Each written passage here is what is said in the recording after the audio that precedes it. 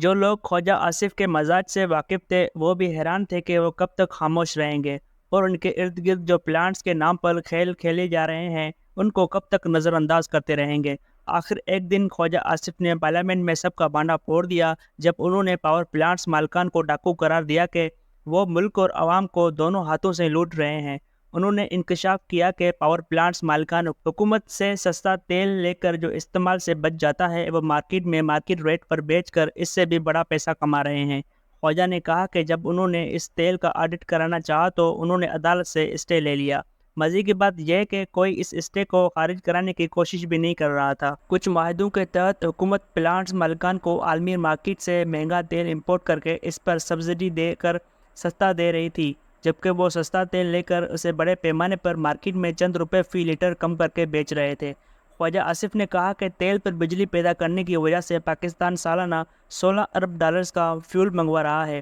اور یہ خرچ روز بروز بڑھ رہا ہے۔ بات یہاں ختم نہیں ہوئی۔ ایک دن اس وقت کے وزیر پیٹرولیم شاہد خاقان عباسی نے انکشاف کیا کہ جب وہ قطر سے LNG کا معاہدہ کرنے کا منصوبہ سامنے لائے انہیں دھمکیاں دی گئی کہ اگر تم نے LNG منگوائی تو تمہارا حشر کر دیا جائے گا۔ شاہد خاقان عباسی کا کہنا تھا کہ پاکستان میں آئل امپورٹ مافیا بہت تگڑا ہے، جس کو خطرہ تھا کہ اگر فیول کے بجائے بجلی LNG پر بننا شروع ہو گئی تو وہ جو لمبا مال تیل سے کما رہے ہیں وہ کمائی کم ہو جائے گی۔ تاہم جب شاہد خاقان عباسی سے پوچھا گیا کہ وہ کون لوگ ہیں جنہوں نے حکومت کے ایک وزیر تک کو تڑی لگا دی تو عباسی صاحب ٹال گئے، جس پر کچھ سوالات بھی اٹھے کہ واقعی کسی نے دھمکی دی بھی تھی یا وہ خود ہی یہ بات بنا کر LNG ڈیل کا راستہ ہموار کر رہے تھے، جس پر ان دنوں اعتراضات ہو رہے تھے کہ قطر سے مہنگا سودا کیا جا رہا ہے۔ پارلیمنٹ میں بھی اس پر خاصا شور شرابہ ہوا کہ وہ معاہدہ سامنے لایا جائے کہ کس ریٹ پر قطر سے سودا کیا جا رہا ہے۔ اس شک کی وجہ یہ تھی کہ وزیر اعظم نواز شریف کی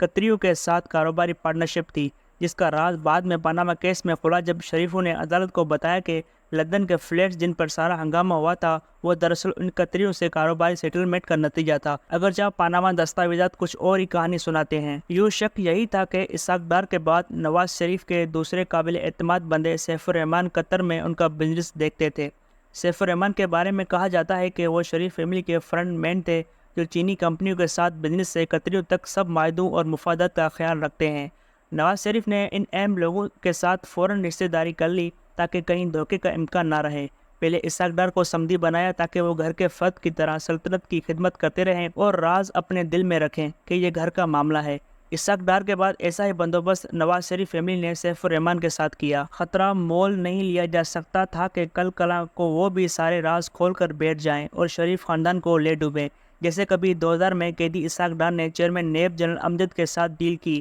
اپنی رہائی کے بدلے ہاتھ سے طویل بیان حلفی لکھ کر دیا جس میں انہوں نے شریف فیملی کی منی لانڈرنگ کا کچا چٹا کھول کر رکھ دیا، جس کا آج تک شہباز شریف کو بہت دکھ ہے، کیونکہ اس میں ایک ایسا راز بھی شہباز شریف کے بارے میں لکھ دیا تھا جسے وہ چھپا سکتے تھے۔ وہ راز تھا ایک عرب خاتون کا پاسپورٹ جو شہباز شریف نے اسحاق ڈار کو خاتون کے نام پر بینک اکاؤنٹ کھول کر ڈالر ٹرانسفر کرانے کے لیے دیا تھا، جیسے لندن کے قاضی فیملی کے پاسپورٹ پر لاہور کے ایک بینک میں فارن کرنسی اکاؤنٹ کھول کر 1992 میں نواز شریف دور میں بنائے گئے اکنامک ریفارم ایکٹ کا سہارا لے کر لاکھوں ڈالرز باہر بھجوائے گئے تھے۔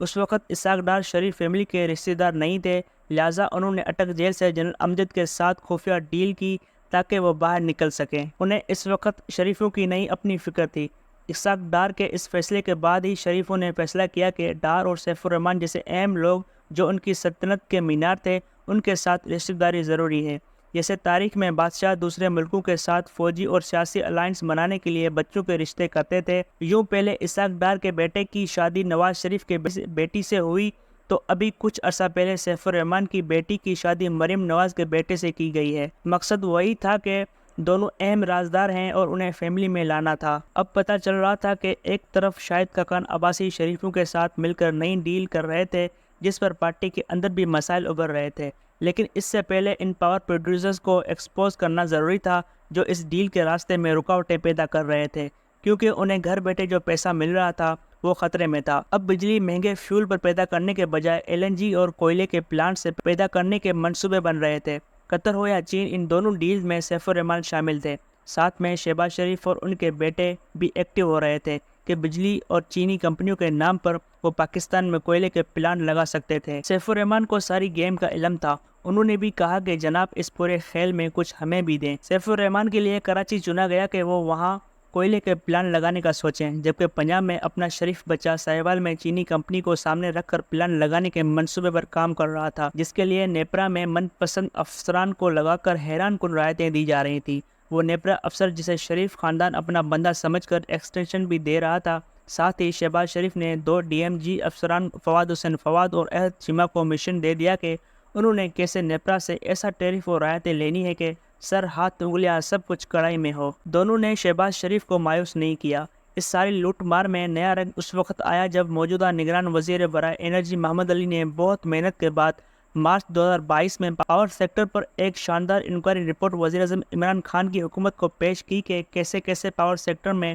پاکستان اور عوام کو لوٹا گیا۔ باقی چھوڑیں، خود وزیراعظم عمران خان کے اپنے ہاتھ پاؤں پھول گئے جب رپورٹ میں انکشاف سامنے آئے۔ شریفوں نے ساہیوال اور کراچی کے کوئلے پلانٹس کے نام پر جو کھیل کھیلا تھا، اس نے سب کو ہلا کر رکھ دیا۔ عمران خان کو بتایا گیا کہ ان کی اپنی کابینہ میں کچھ لاڈلے وزیر جو ان کے دائیں بائیں بیٹھے تھے، وہ بھی پاور سیکٹر میں اس لوٹ مار کے کھیل میں شامل تھے۔ انکوائری رپورٹ کے مطابق ایک ایک پلانٹ میں لاکھوں ڈالرز کا لمبا کھیل کھیلا گیا، جس کی ادائیگی عوام کی جیب سے ہونی تھی۔ اب وزیراعظم کو فیصلہ کرنا تھا کہ اس نے اپنے لاڈلے وزیروں کو بچانا ہے یا شریفوں کی نیپرا اور DMG افسران کی مدد سے کھیلے گئے لاکھوں ڈالرز کے کھیل کو ایکسپوز کرنا ہے۔